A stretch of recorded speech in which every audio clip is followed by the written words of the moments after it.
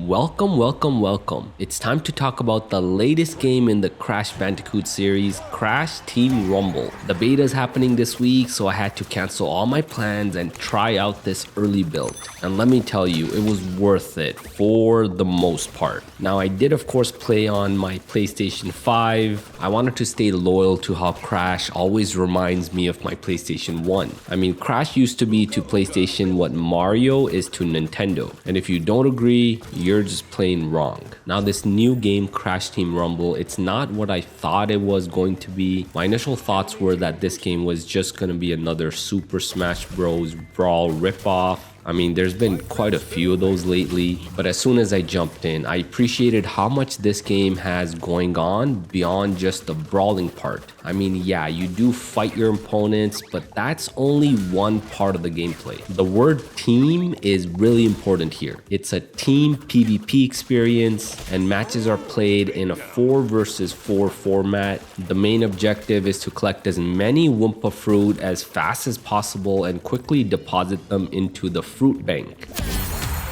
Collecting fruit is exactly like how we're all used to in Crash games. Jump around the map, collect the ones that are floating around, or smash up crates that will have some fruit in it. The first team to deposit 2,000 Wumpa fruit wins the match. So that's the simple explanation, but there's a lot going on here. There are things you can do to make the fruit collecting faster for your team, and also things you can do to make it more difficult for the opposing team. I mean, obviously you can fight and kill your opponents, do that and they lose all the fruit that they were carrying. Other than fruit, you can also collect these keys on each stage. Collect 5 and walk over to these unique platforms to get a power-up. Certain power-ups are unique to a different stage, so different maps may have different power-ups. So make sure you know each map well and which power-ups on each one, use that to your advantage. Another thing on each map are these boost platforms that you can use to make your fruit collecting faster. You basically stand on a platform to activate it, activate all of them before your opponent, and you basically get a boost when depositing fruit. This is a great way to speed up your fruit collecting and really get an advantage over your opponents. From a gameplay standpoint, there's also 3 different roles on each team.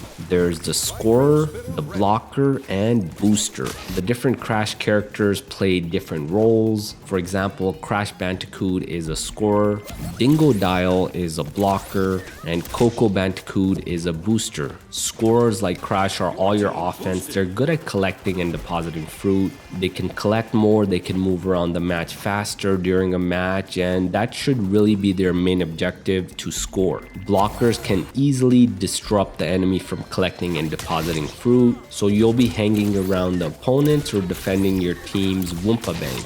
These characters are extremely powerful at combat, and they can even take on multiple enemies at once and still hold their own. The last role, boosters, are better and faster at getting power-ups, so that should be your main objective when playing this role. Boosters are specialists who aim to capture the various gem pads scattered around each map to boost their team score. When you do take control of the cluster of gem pads, it increases the amount of points scored for each Wumpa fruit. I mean, these power-ups can turn the tide of a match really quick.